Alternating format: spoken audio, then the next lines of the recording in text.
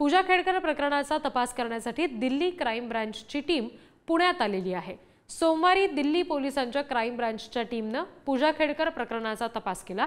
पुण्यानंतर अहमदनगरमध्ये जाऊन सुद्धा दिल्ली क्राईम ब्रांच आता चौकशी करणार आहे असं समजतंय। जिल्हाधिकारी कार्यालय, स्थानिक पोलीस पूजा खेडकरचं या दिव्यांग प्रकरणाशी प्रमाणपत्राशी संबंधित असणाऱ्या शासकीय कार्यालयांकडे चौकशी करणार आहे असं समजतंय। पूजा खेडकर प्रकरणाशी संबंधित असलेल्या इतर व्यक्तींकडे सुद्धा हा तपास आता करण्यात आलाय असं समजतंय।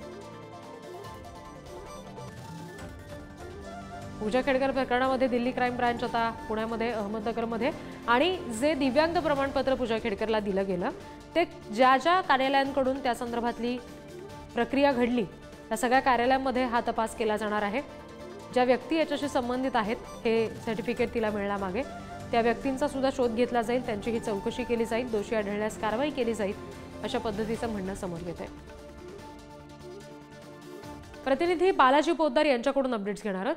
बालाजी, आतापर्यंत नेमकी कुठे कुठे चौकशी पार पडली आहे आणि या चौकशीतून काही माहिती समोर येऊ शकली आहे का?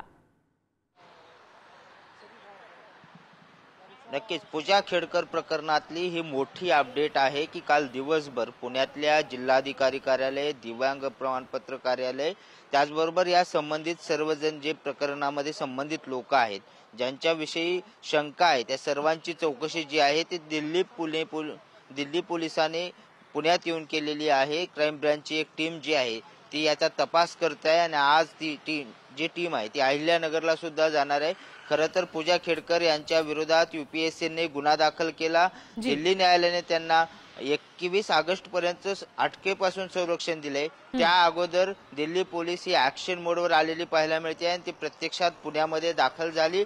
पुण्यातल्या ज्या गोष्टी त्यांना तपास करायच्या होत्या त्या सर्व गोष्टी तपास करण्यात आलेल्या आहेत।